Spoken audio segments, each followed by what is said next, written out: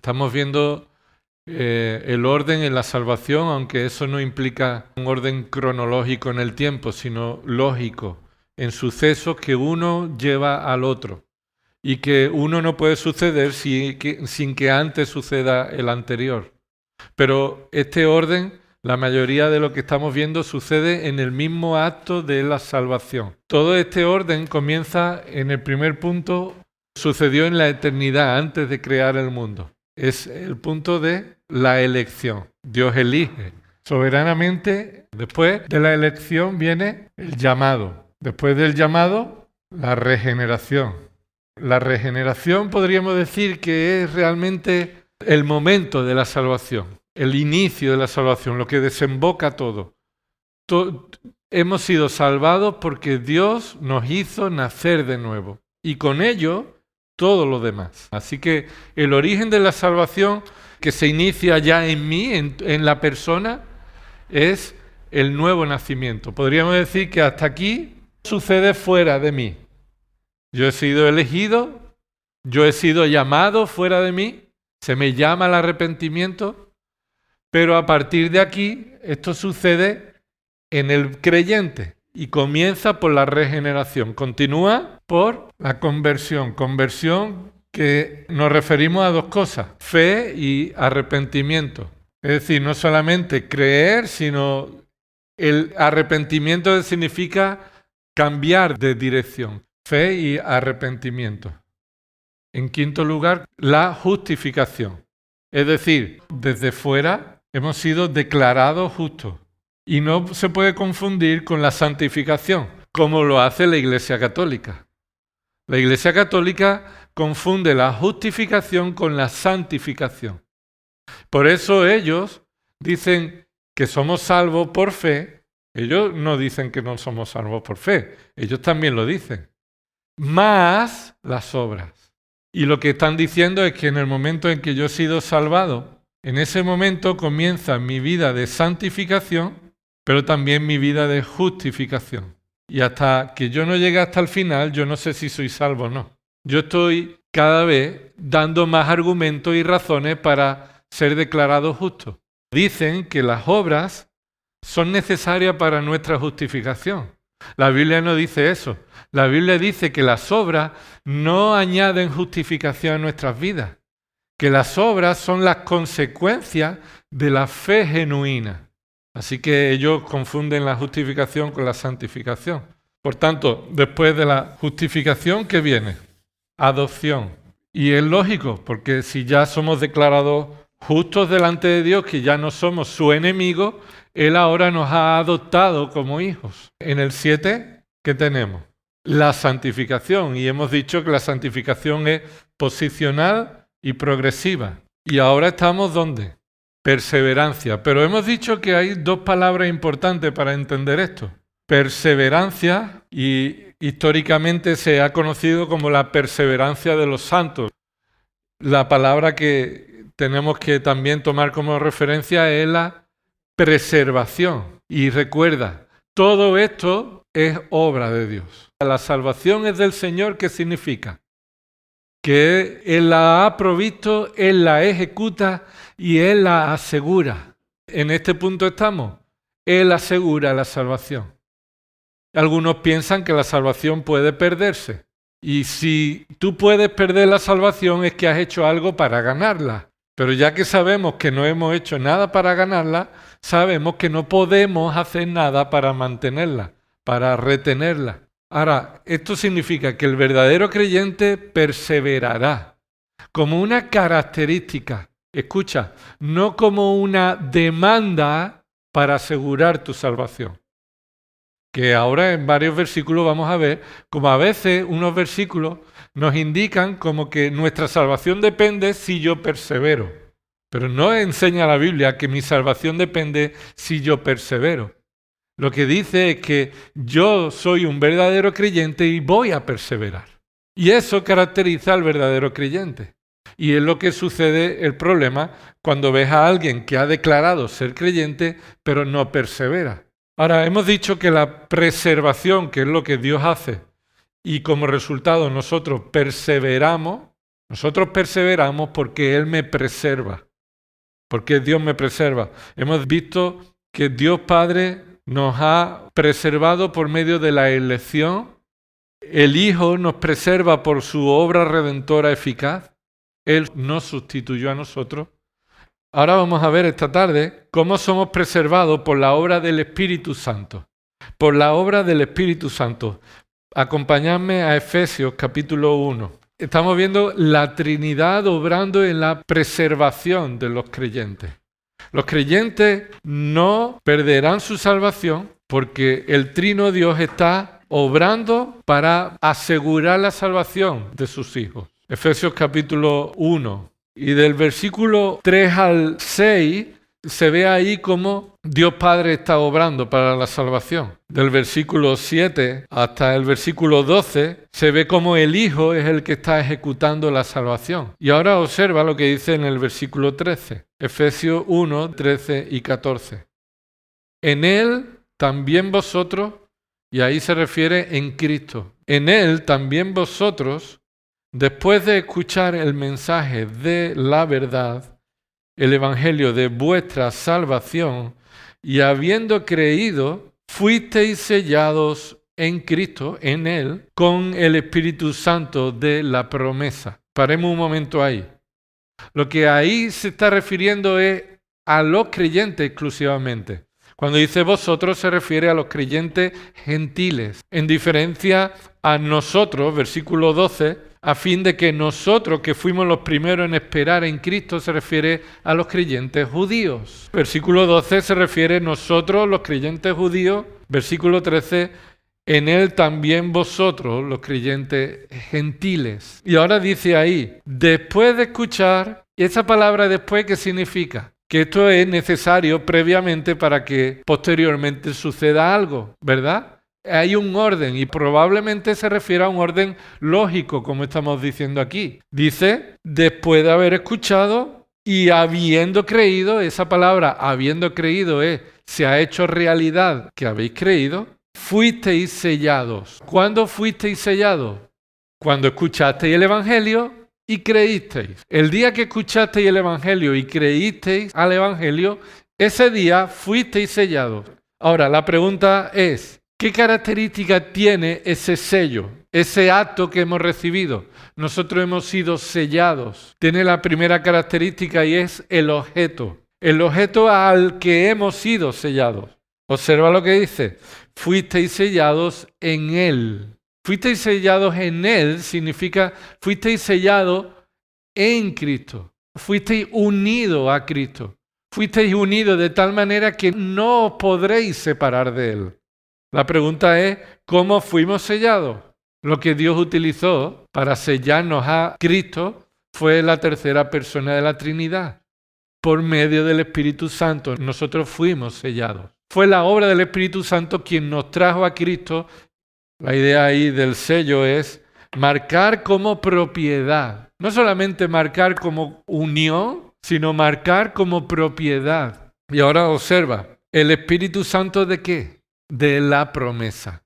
Aquí se caracteriza el Espíritu Santo como el Espíritu Santo que ha sido prometido y que trae la promesa, ejecuta la promesa, aplica la promesa al creyente. Trae la salvación al creyente y cumple la promesa de Dios. ¿Cómo son las promesas de Dios? En primer lugar, son promesas de gracia. Él cuando promete algo no está obligado, es porque de gracia promete algo. Segundo, Él es fiel. Él es fiel para cumplir la promesa que ha dado. Tercero, Él tiene poder para ejecutar la promesa, llevar a cabo la promesa. Versículo 14, observa, aquí se centra en el Espíritu Santo. Versículo 14, mira lo que dice ahí. Que nos es dado como garantía de nuestra herencia. Aquí hay un propósito. Se nos ha dado con un propósito. ¿Cuál es el propósito? Que sea una garantía, una seguridad. El Espíritu Santo se nos ha dado con un propósito concreto aquí, para que fuera la garantía, para que fuera las arras, dice la Reina Valera. Esto significa para que sea una señal de compromiso. Lo que se hacía cuando se iban a casar, dos personas. Llegaban y se le daba una señal, unas monedas, como una señal de que me comprometo a casarme contigo. Todavía no estoy, todavía no vamos a consumar el matrimonio, pero ten por seguro que yo me caso contigo. Esto es lo que aquí el Espíritu Santo está haciendo esa función en el creyente.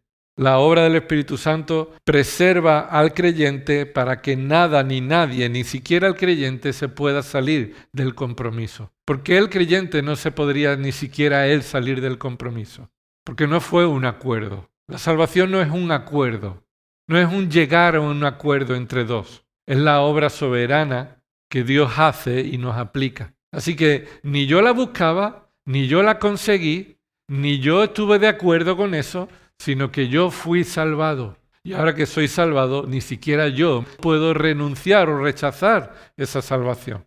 Y tú me dirás, pues yo he visto a gente que ha hecho eso.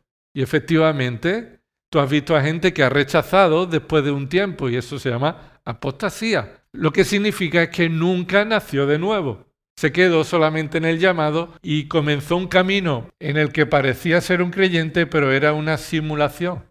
Pero no es la realidad de un creyente. Nunca nació de nuevo. Dice el versículo 14 que nos es dado. Es decir, tú lo recibes de gracia. No lo consigues, no lo cogiste, no te sellaste. A veces le damos más sentido a tu compromiso personal que al compromiso que Dios ha tenido contigo.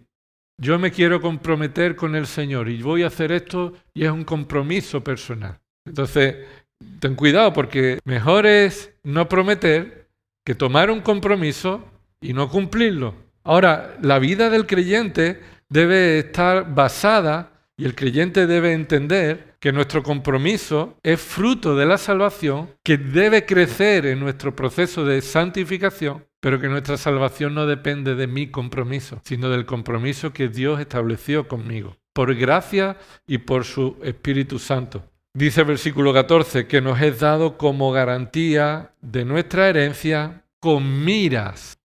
Está diciendo, tú eres salvado, pero todavía no. Hay un proceso en tu vida cronológica y hay unas miras. Y la mira es la redención de la posesión adquirida de Dios para la alabanza de su gloria.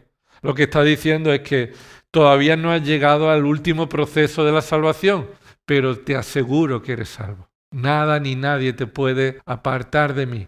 Y te he dado el Espíritu Santo, por el cual has sido unido a Cristo, marcado como propiedad, y el Espíritu Santo te asegura la salvación. Mira Romanos capítulo 5. Aquí se va extendiendo esta misma idea. Romanos capítulo 5 dice desde el versículo 1, por tanto, habiendo sido justificados por la fe, tenemos paz para con Dios por medio de nuestro Señor Jesucristo. Tenemos paz para con Dios Padre por medio del Señor Jesucristo. Versículo 2, por medio de quien también hemos obtenido entrada por la fe a esta gracia, y a veces la gracia, la palabra gracia, significa bendición, desmerecida bendición, en la cual estáis todavía dudando, ¿no? Mira lo que dice ahí, de esta gracia en la cual estáis firmes. Esa en la cual estáis firmes asegura que la salvación, la paz con Dios, por medio de Jesucristo, es una obra firme y nos lleva a la gloria de la esperanza, de la gloria de Dios. Es decir, tengo una esperanza de que seré salvado como Dios me ha dicho. Versículo 3. Y no solo esto, sino que también nos gloriamos en las tribulaciones. Claro, hay salvación firme, pero vienen tribulaciones. ¿Qué sucede? Yo tambaleo en medio de la prueba, ¿verdad? ¿Y ahí puedo perder mi salvación? Bueno, si estoy firme es porque la roca en la que estoy es la que está firme, no yo. Yo cuando estoy en la prueba y dudo de mi salvación, soy yo quien está temblando sobre la roca que no tiembla. Yo puedo temblar, yo puedo estar inseguro, pero la roca sobre la que estoy está firme y segura. Versículo 3. Y no solo esto, sino que también nos gloriamos en las tribulaciones, sabiendo que la tribulación produce paciencia. Y la paciencia, carácter probado. Y el carácter probado, esperanza. Y la esperanza no desilusiona, porque el amor de Dios ha sido derramado a nuestros corazones por medio del Espíritu Santo que nos fue dado. Aquí entonces la pregunta es la siguiente. Por medio del Espíritu Santo, ¿qué se ha derramado en nosotros? Según ese versículo. el amor de Dios se ha derramado en nosotros por medio del Espíritu Santo. Pero dice, este amor de Dios es la razón por la que la esperanza que tenemos no desilusiona. Observa que el versículo 5 habla de una esperanza que no desilusiona. Yo te pregunto, ¿cuál es la esperanza que desilusiona? La esperanza que no se cumple. Yo espero algo, que suceda algo. Cuando no se cumple, quedo desilusionado por una esperanza que yo esperaba que sucediera. ¿Cuál es la esperanza? Vuelve un poco atrás. Versículo 2. En la cual estamos firmes y nos gloriamos ¿en qué? En la esperanza. ¿Y cuál es la esperanza? Un tipo de esperanza. Una esperanza que no desilusiona. Una esperanza que se cumplirá, fiel, que llegará a su fin, que nos ha salvado, nos ha dado paz y no nos va a colocar en una posición de conflicto de nuevo. Esa es nuestra esperanza. ¿Cuál es? La de disfrutar un día de la gloria de Dios eternamente por medio de la paz que en Cristo hemos recibido. Y esta esperanza no desilusiona. No vas a llegar a un momento en que esperabas estar con Cristo y al final te encuentras que no vas a estar con Él. ¿Por qué esta esperanza está asegurada? Por el amor que Dios ha derramado en nosotros por medio de ¿quién? Del Espíritu Santo. Así que observa que el Espíritu Santo se nos ha dado a nosotros y por medio de Él el amor de Dios se ha derramado a nosotros para asegurarnos de que la esperanza que hay en nosotros no desilusiona. Por eso más adelante, capítulo 8 de Romanos, versículo 9 dice, sin embargo vosotros no estáis en la carne, sino en el Espíritu. Aquí algunos han sacado esa doctrina de un creyente carnal y un creyente espiritual. ¿Sabes qué? No existe eso. No existe un creyente carnal y un creyente espiritual. Solamente hay un tipo de creyente. El creyente que ha sido regenerado por el Espíritu, pero que vive bajo la influencia todavía de la carne. Y habrá decisiones y acciones y pensamientos que tú hagas que vienen de influencia de la carne, del pecado. Pero tú no puedes ser un creyente carnal, como a veces se ha enseñado, alguien que aceptó a Cristo como Señor y Salvador un día en un campamento o en una reunión, pero después se vuelve al mundo y vive carnalmente. Eso no lo enseña la Biblia. La Biblia enseña que todo creyente está en una situación de lucha espiritual con la carne en la que todavía vive. Y ahora dice versículo 9, vosotros no estáis en la carne, dice, vosotros no estáis todavía esclavos de la carne. Porque mira lo que dice el versículo 3. Pues lo que la ley no pudo hacer, ya que era débil por causa de la carne, Dios lo hizo enviando a su propio Hijo en semejanza de carne de pecado, y como ofrenda por el pecado, condenó al pecado en la carne, para que el requisito de la ley se cumpliera en nosotros, que no andamos conforme a la carne, sino conforme al Espíritu. Porque los que viven conforme a la carne ponen la mente en las cosas de la carne, pero los que viven conforme al Espíritu, en las cosas del Espíritu. Versículo 5. Esos no son dos creyentes. Eso es un creyente o un inconverso. El que pone las cosas en la mente en las cosas de la carne es un inconverso. El que pone la mente en las cosas del Espíritu es un creyente. Y ahora, versículo 6, porque la mente puesta en la carne es muerte. Pues la mente puesta en el Espíritu es vida y paz, ya que la mente puesta en la carne es enemiga de Dios, porque no se sujeta a la ley de Dios, pues ni siquiera puede hacerlo. Y los que están en la carne no pueden agradar a Dios. ¿Estos quiénes son? No creyentes, los que están todavía esclavos en la carne. Pero un creyente sí puede agradar a Dios. Bajo la influencia de la carne todavía peca, pero él ahora puede, en una nueva relación de paz con Dios, por medio del Espíritu, puede resistir la influencia de la carne. Y ahora versículo 9. Sin embargo, vosotros no estáis en la carne, sino en el Espíritu. ¿A quién se lo dice?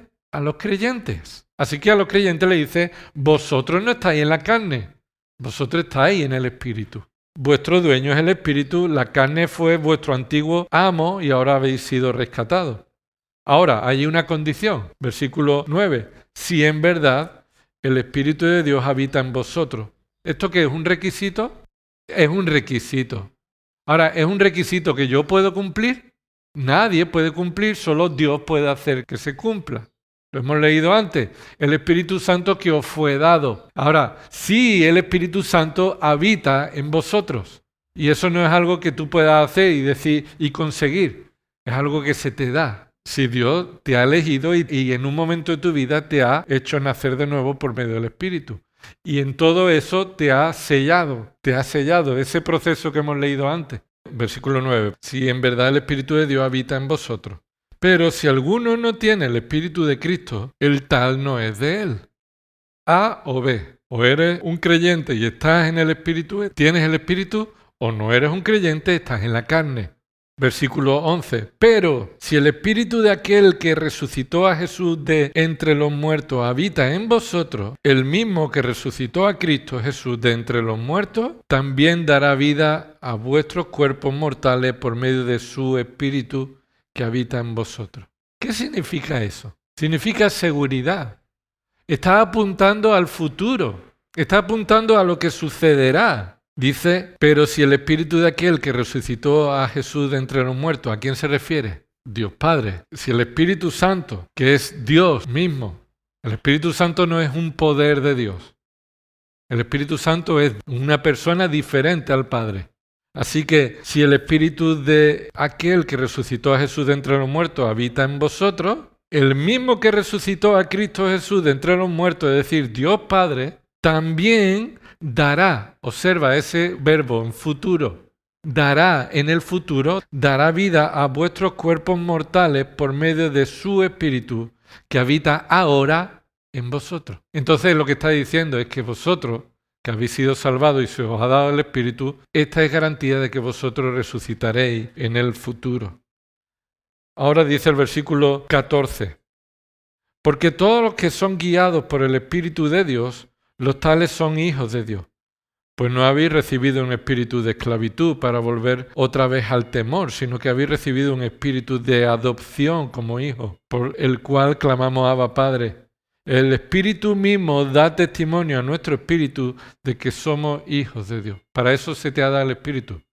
Otra función es que te asegura y te dice, tú eres hijo de Dios. Tú eres hijo de Dios si te basas en lo que el Espíritu Santo ha revelado. Ahora, si tú quieres basar tu seguridad de salvación en otra cosa diferente a lo que Dios ha dicho que Él hace, entonces vas a caer en la arena movediza, de creer en alcanzar la seguridad de la salvación por ti mismo y no por la obra del Trino Dios. Primera de Juan, capítulo 4, versículo 13. El Espíritu Santo asegura nuestra salvación, nos confirma que somos hijos de Dios, nos dice, nos asegura que somos hijos de Dios. No podemos tener duda alguna. Primera de Juan, capítulo 4, versículo 13. En esto sabemos que permanecemos en Él. ¿Qué significa permanecemos en Él? Cuando aquí Juan está diciendo, en esto sabemos que permanecemos en Él, se refiere a que nuestra relación es una relación asegurada, una relación que no se va a romper. Fíjate, dice que permanecemos en Él y Él en nosotros. Así que eso se refiere a una relación. En esto sabemos que permanecemos en Él y Él en nosotros. 1 Juan 4:13. ¿Esto no te recuerda a una parábola? Jesús dijo, yo soy la vid verdadera. Todo pámpano que permanece en mí y yo en él, ese da mucho fruto. Y por eso Juan, que fue el que, movido por el Espíritu Santo, escribió en Juan capítulo 15 esa parábola, trae esa enseñanza aquí a esta carta. Y dice, en esto sabemos que permanecemos en él y él en nosotros. ¿En qué? Una cosa, en que se nos ha dado de su Espíritu, en que se nos ha dado de su Espíritu. La obra del Espíritu Santo asegura que tú perteneces a Él y Él a ti. Porque la unión que tenemos entre nosotros es el Espíritu. El Espíritu vuelve a traer la idea del sello, te ha sellado, te ha unido. Permanecemos tú en Él y Él en ti porque el Espíritu Santo es el que te mantiene unido. Si tú dices que la salvación la puedes perder, estás diciendo que el Espíritu Santo no ha conseguido mantenerte unido, que tú has tenido más poder y más fuerza que el Espíritu Santo. Esta es la obra del Espíritu Santo. Se nos ha dado para que sepamos que permanecemos en Él y Él en nosotros. Segunda de Corintios, capítulo 1. Segunda de Corintios, capítulo 1. Segunda de Corintios 1, 15. Con esta confianza me propuse ir primero a vosotros, para que 2 veces recibierais bendición. Es decir, quería visitaros de paso a Macedonia, y de Macedonia ir de nuevo a vosotros y ser encaminado por vosotros en mi viaje a Judea. Por tanto, cuando me propuse esto, ¿acaso obré precipitadamente? ¿O lo que me propongo? ¿Me lo propongo conforme a la carne para que en mí haya al mismo tiempo el sí, sí y el no, no? Es decir, esta expresión es, yo quiero estar con vosotros, pero no quiero estar con vosotros. ¿Estoy jugando con vosotros a escribiros por carta, decir, oye, os anhelo o quiero estar con vosotros, pero después no lo hago? Y Pablo aquí está hablando sobre esta posibilidad de una duda. Sí, sí, no, no. A ver, aclárate. ¿Querías venir o no querías venir? ¿Deseas estar con nosotros o no? Y ahora dice aquí, versículo 18, pero como Dios es fiel, nuestra palabra a vosotros no es sí y no. Es decir, no es ambigua. Ese sí y no habla de ambigüedad, de falta de claridad, de ser infiel. No estoy seguro de lo que tú dices, Pablo, porque un día me dices sí, otro día me dices no. Ahora, ¿en qué se basa Pablo para asegurar o eliminar la ambigüedad? Míralo, lo acabamos de leer, versículo 18. Dios es fiel. Dios es fiel. Y ahora dice, versículo 19, esta es la razón, porque esa palabra te da la razón de por qué en la fidelidad de Dios no tenemos sí y no, la ambigüedad. Esta es la razón. Dios es fiel porque el Hijo de Dios, Cristo Jesús, que fue predicado entre vosotros por nosotros, por mí, Silvano y Timoteo, no fue sí y no, sino que ha sido sí en él. ¿Qué significa esto? La obra de Cristo no es ambigua. Lo que Dios hizo en Cristo no fue una salvación posible, fue una salvación real, sin ambigüedades, sin decir, eres salvo, pero veremos a ver cómo acaba esto. No, esto es la fidelidad de Dios. Escuchasteis el Evangelio y ese Evangelio no era de las dudas, era el Evangelio de la certeza. Y ahora observa versículo 20. Pues tantas como sean las promesas de Dios en Él, es decir, en Cristo, todas son sí, confirmadas, seguras, sin duda. Y por eso también, por medio de Él, amén. Esa palabra amén, lo que está enfatizando es con toda seguridad. De cierto es amén, amén. No es ya se verá, ¿no? ¿O qué te decían que significaba amén? Así sea. Y eso puede quedar una cosa de, bueno, así sea, es lo que deseamos, pero ya veremos. No, amén, así es, no así sea. Así es. Cierto es. ¿Y para qué? Para la gloria de Dios por medio de nosotros. Versículo 21. Ahora bien, observa aquí que viene el Espíritu Santo a traer esto. Ahora bien, el que nos confirma con vosotros en Cristo y el que nos ungió es Dios, quien también nos selló y nos dio el Espíritu en nuestros corazones como ¿qué? Como garantía. Ahora la pregunta es, ¿garantía de qué? Garantía de las promesas de Dios que en Cristo son sí. Y las promesas de Dios en Cristo que son sí, son una garantía en la obra del Espíritu Santo. Se nos ha dado el Espíritu Santo y eso es garantía de que su promesa es, bueno, ya veremos. Su promesa es, sí, eres hijo de Dios, has sido sellado, has sido marcado. En esta misma carta, capítulo 5, segunda de Corintios, capítulo 5, aquí vuelve a hablar de lo que anhelamos y deseamos y lo que ahora es temporal pero será eterno. Y dice el versículo 1, porque sabemos que si la tienda terrenal, que es nuestra morada, es destruida, ¿a qué se refiere? A la tienda terrenal que es destruida, el cuerpo. Tenemos de Dios un edificio, una casa no hecha por manos, eterna en los cielos. Esto no es una casa, ¿eh? Esto no es una casa de oro y de historia, es un cuerpo glorificado. Este es el contraste. Tenemos una morada aquí, ¿y cuál es? Este cuerpo. Y tenemos una morada en los cielos, eterna. ¿Cuál es? Un cuerpo glorificado. Versículo 2. Pues en verdad, en esta morada gemimos anhelando ser vestidos con nuestra habitación celestial. Este gemido no son hablar en lengua, o cosas raras, como algunos utilizan. No, este gemido es en nuestro corazón deseamos, anhelamos intensamente ser revestidos con esta habitación celestial. Versículo 3. Y una vez vestidos, no seremos hallados desnudos. ¿Dónde está poniendo la mirada? al pasado, al presente, al futuro. Versículo 4. Porque asimismo, los que estamos en esta tienda gemimos agobiados, pues no queremos ser desvestidos. ¿Qué significa? Bueno, a nadie le agrada ese sufrimiento, ¿verdad? ¿A quién le agrada morir? Pero en esa razón gemimos agobiados en un sentido. No queremos pasar ese sufrimiento. Dice, pues no queremos ser desvestidos, sino vestidos. Lo que está diciendo, yo prefiero ser transformado que morir y ser resucitado. Está diciendo, Señor, ven pronto para que yo no tenga que morir, para que tú me transformes y no tenga que pasar por el sufrimiento de la muerte. Ahora, observa lo que dice ahora, para que lo mortal sea absorbido por la vida. Versículo 5.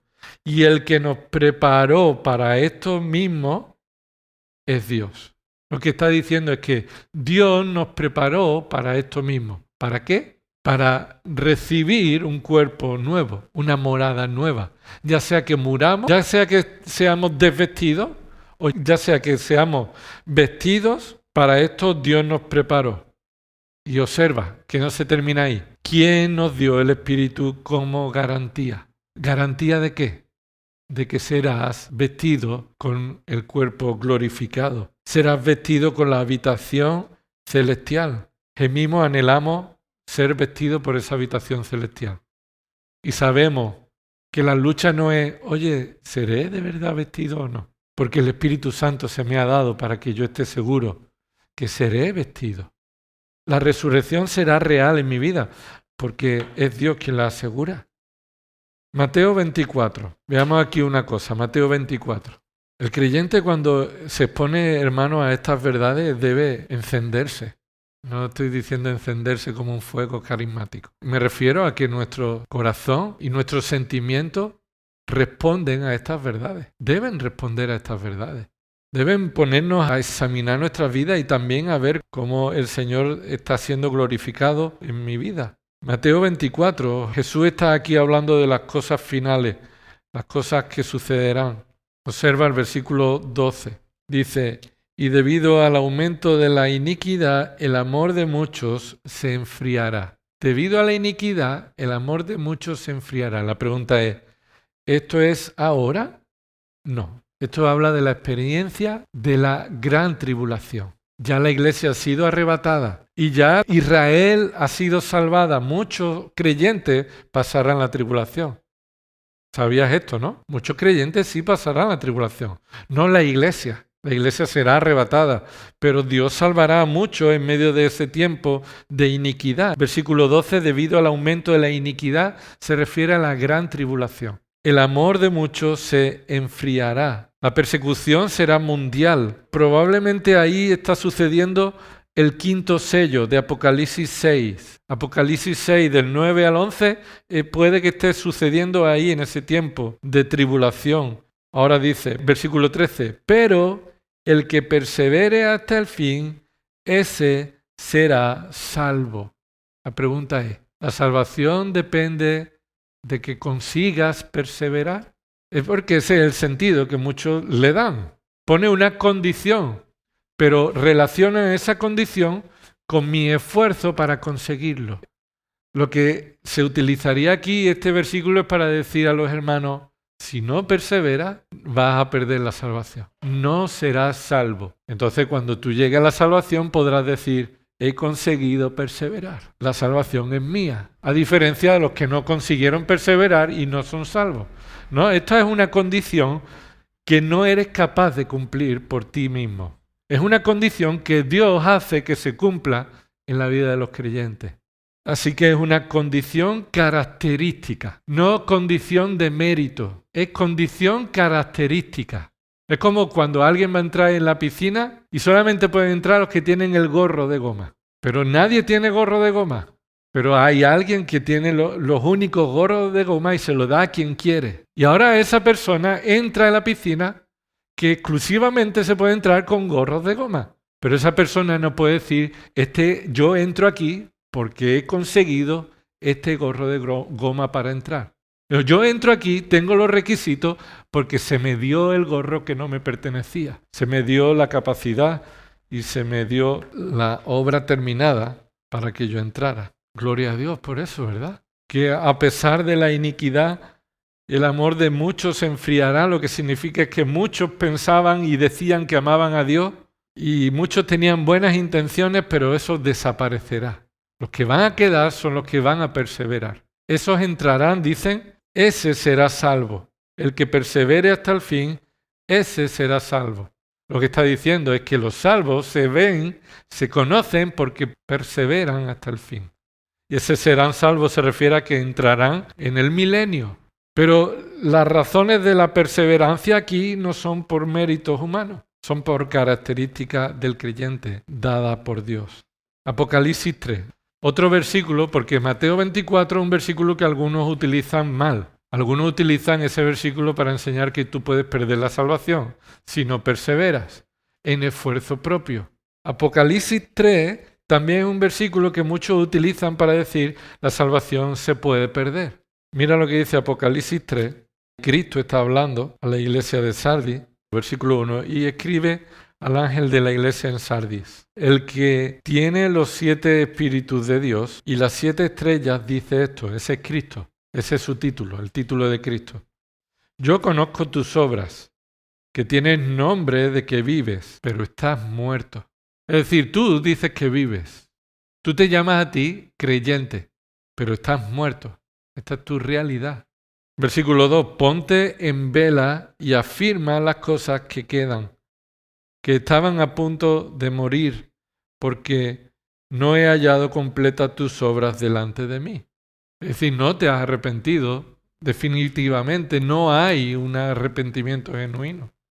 Versículo 3. Acuérdate pues de lo que has recibido y oído. Guárdalo y arrepiéntete. Por tanto, si no velas, vendré como ladrón. Y no se está refiriendo al arrebatamiento.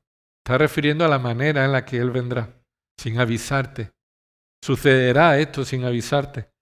Y no sabrá a qué hora vendré sobre ti. Lo que está diciendo es que esta realidad en la que tú vives cómodo, dando apariencia de que eres creyente, pero en realidad no lo eres, en un momento de tu vida se manifestará, se traerá juicio sobre ti. Pero tienes unos pocos en Sardis que no han manchado sus vestiduras y andarán conmigo vestidos de blanco porque son dignos. La pregunta es, ¿quién consiguió esta dignidad? ¿Quién consiguió que no se mancharan las vestiduras? ¿Quién persevera en esa santificación? Vestiduras limpias, sin manchar. Creyentes genuinos que Dios los preserva para que perseveren. Ellos andarán vestidos de blanco porque son dignos. Es decir, ellos han sido hechos dignos. Versículo 5. Así el vencedor será vestido de vestiduras blancas. Observa esa frase. Y no borraré su nombre del libro de la vida, y reconoceré su nombre delante de mi Padre y delante de sus ángeles. Ahora la pregunta es, cuando dice no borraré su nombre en el libro de la vida, algunos dicen, ten cuidado que Dios puede borrar tu nombre. Le dan la vuelta a la tortilla. Pero es que precisamente lo que dice no es que cabe la posibilidad de que Cristo borre el nombre de alguien, sino Él está asegurando que Él nunca va a borrar los nombres de los que ya están escritos en ese libro. ¿Está claro o no? Tu nombre, cuando has sido elegido por Dios, ha sido escrito en el libro de la vida, por los méritos de Cristo en la cruz, que Él murió en tu lugar y su justicia se te imputó.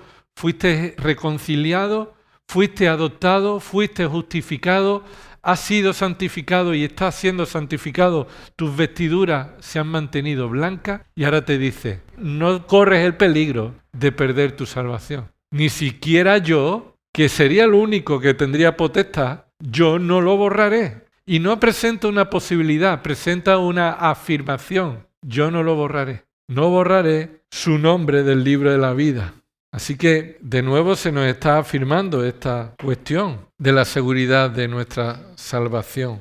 Dice el capítulo 13, hablando de la bestia, del anticristo, capítulo 13, versículo 7, y se le concedió hacer guerra contra los santos y vencerlos. Y se le dio autoridad sobre toda tribu, pueblo, lengua y nación. No la tiene, no la tenía, se le dio temporalmente.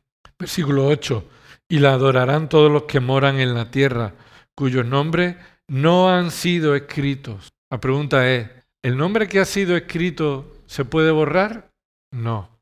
Entonces, ¿cuál es el nombre que no estará en el libro de la vida? El que nunca se escribió su nombre. El que nunca se escribió su nombre. Porque el que escribe el nombre en el libro de la vida, él dice, yo no lo borraré nunca. No lo borraré, pero dice que aquellos que moran en la tierra, cuyos nombres no han sido escritos desde la fundación del mundo, en el libro de la vida del Cordero que fue inmolado. ¿Desde cuándo no se escribieron esos nombres? Cuando el mundo se fundó ya estaba escrito el libro. Y en ese libro había nombres escritos y nombres que no estaban escritos. Los que están escritos nunca se borrarán. Los que no están escritos nunca estuvieron escritos. ¿Está claro o no? Así que nadie puede sacarte estos versículos y decirte, hombre, si Dios puede borrar, es que te está advirtiendo que cuidadito que a ver si te voy a borrar. No, no, no. Te está diciendo, si fuiste escrito, yo no lo voy a borrar de ahí. Tu nombre va a permanecer ahí. Señor, gracias, Padre, por haber planeado la salvación de una manera perfecta. Sin duda, por encima de nuestro entendimiento, conocimiento, no podemos llegar a comprender todos los aspectos de tu plan, pero lo que se nos ha revelado nos muestra que tú eres soberano, perfecto. Señor, y que lo que se nos ha dado en Cristo Jesús, la salvación que se nos ha dado, no va a depender de nuestro esfuerzo ni de nuestros méritos, ni para alcanzarla ni para asegurarla, sino que también la salvación ha sido asegurada para que tú recibas gloria, el 100%, cuando seamos hechos perfectos en el día de tu visitación. Y Señor, cuántas cosas hacemos en nuestra vida diaria, Señor, que nos aleja de estas verdades o que vivimos de una manera diferente a cómo deberíamos vivir. Señor, ayúdanos, Señor, a ejercitarnos para la piedad, ejercitarnos para la aplicación de tu palabra en nuestras vidas, Señor, y tener la mirada puesta en la gloria que se nos traerá cuando Cristo venga. Señor, no queremos que nada en este mundo tenga el mismo valor que tu gloria. Y por eso ayúdanos, Señor, a darte la honra que solo tú mereces.